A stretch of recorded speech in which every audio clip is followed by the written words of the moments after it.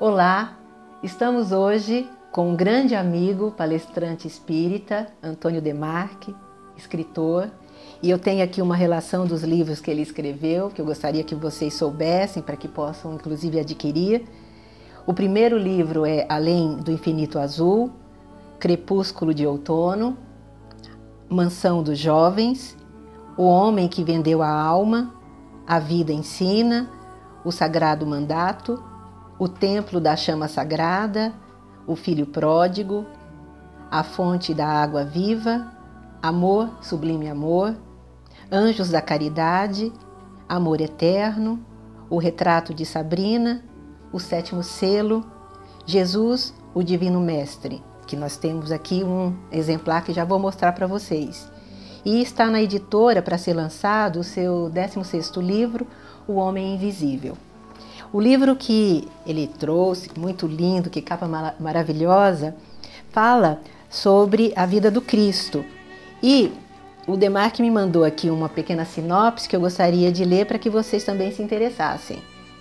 É uma história de amor, a história mais linda que já existiu desde a criação do mundo. As pessoas conhecem muito pouco Jesus. E quando pronunciam o seu nome, muitas vezes o fazem de forma displicente.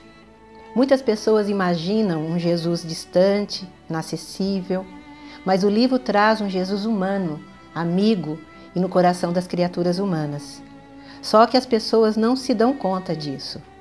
Revela-se no livro Jesus na condição divina, na condição humana e na condição do mais dedicado amigo que nos amou intensamente e por esta razão não mediu consequências nem esforços para nos trazer pessoalmente a grandiosa mensagem da Boa Nova, contida no maior legado que a humanidade recebeu da espiritualidade, o Evangelho. Bom, Demarque, eu gostaria que você falasse um pouquinho sobre esse livro maravilhoso.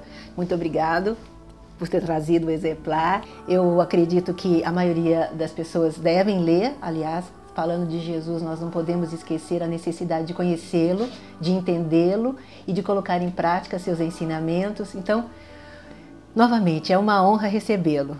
Primeiramente, te agradecer por esse convite. É uma honra estar aqui, já estive nessa casa na sua inauguração. E cada vez que venho aqui, hoje é a segunda vez, mas a gente vem aqui, a gente se sente inspirado, é um lugar maravilhoso, é um pedacinho do céu aqui na terra, principalmente porque se faz tanto bem e se fala de Jesus.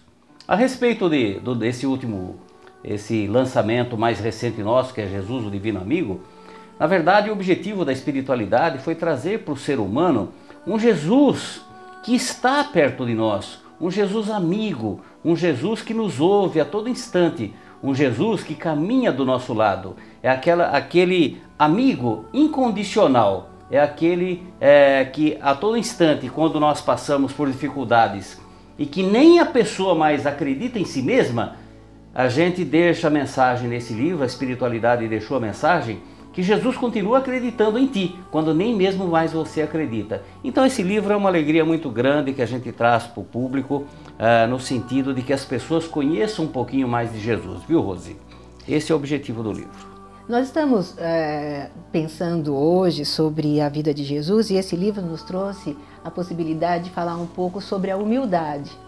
Jesus foi a representação maior da humildade na Terra. O que você poderia dizer que está contido no seu livro sobre esse grande exemplo de Jesus? O primeiro exemplo é no nascimento de Jesus. Jesus, que é um espírito perfeito, e nós relatamos no decorrer do livro, foi o responsável pela criação do nosso planeta, ele mobilizou recursos, energias para criar o nosso planeta. Ele poderia, Rose, ter nascido num berço de ouro, se eu quisesse. Mas a primeira e grandiosa mensagem de Jesus foi ter nascido numa simples estrebaria. Essa é a grande mensagem, logo a primeira, no nascimento dele, na humildade de um lugar simples, junto com as criaturas da natureza e junto com os simples e humildes. O grande exemplo de Jesus, o primeiro foi da humildade. E você acha que o ser humano tem confundido a humildade com a pobreza, tem feito com que a simbologia maior da humildade se demonstre pela falta dos recursos materiais? As pessoas confundem. As pessoas confundem pobreza com humildade. E é um equívoco, porque eu já conheci pessoas com posses, pessoas em condição social elevada, mas pessoas que têm humildade. E já conheci pessoas pobres que são muito orgulhosas. Então é um equívoco isso daí, não significa simplesmente uma condição de pobreza, um status social. Humildade é uma conquista espiritual. Ou seja, então a humildade não pode ser só comportamento. Humildade é muito mais do que isso. Não. Às vezes as pessoas imaginam assim, comportamento, a forma da pessoa agir demonstra se ela é humilde ou não. Então, é comportamento também. Nós podemos considerar, por exemplo, uma pessoa porque é fácil nós sermos humildes, educados, corteses, diante de uma autoridade, de alguém que se acha bacana, mas sermos humildes diante de uma criatura simples, de alguém que está passando por uma situação difícil, nós demonstramos a nossa condição de humildade quando estamos diante de alguém que é uma pessoa mais simples. Ou seja, a gente utiliza o a ocasião. Respeito. A gente utiliza a ocasião para ser aquilo que mais nos convém. Exatamente, não é conveniência.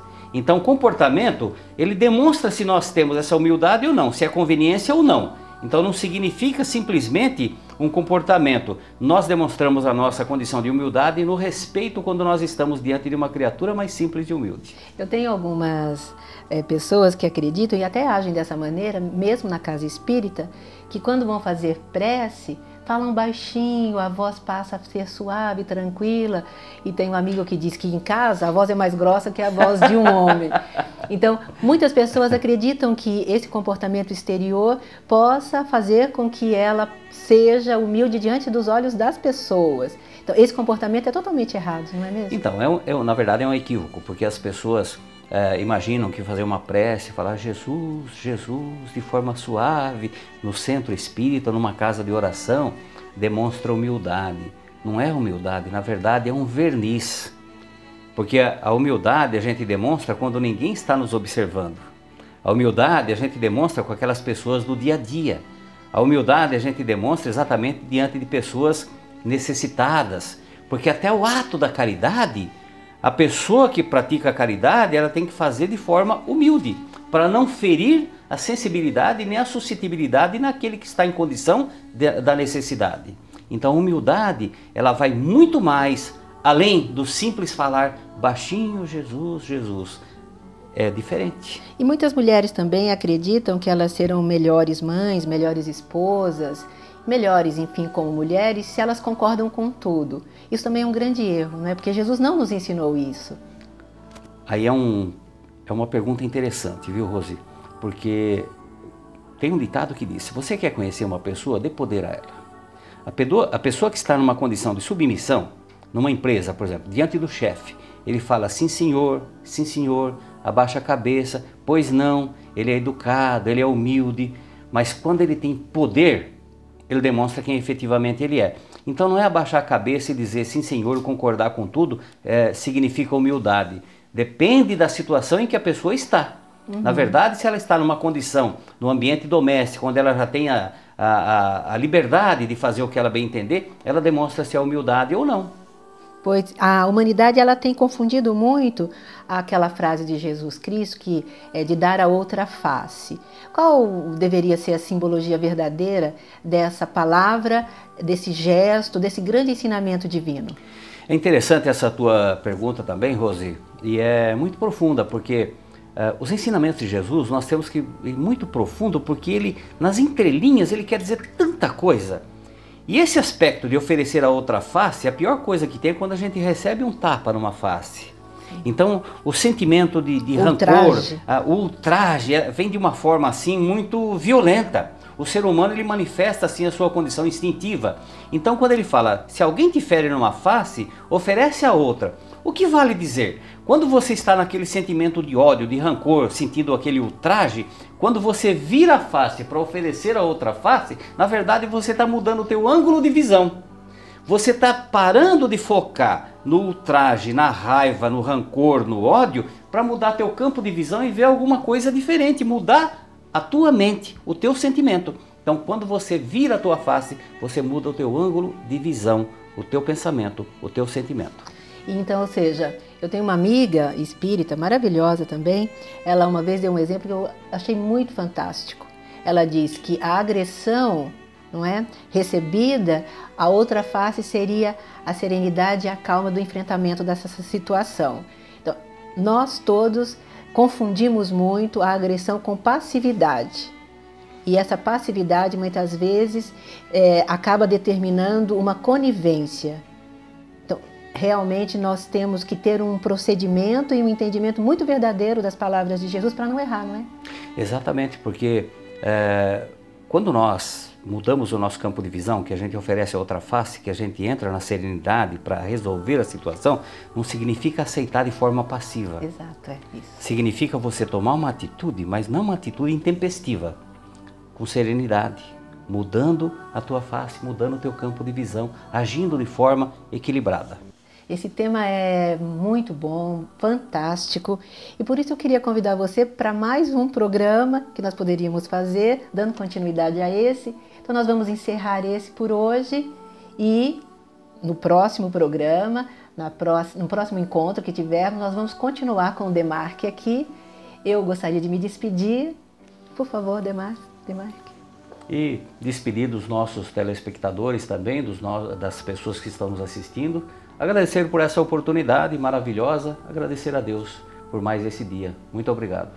Fiquem com Deus.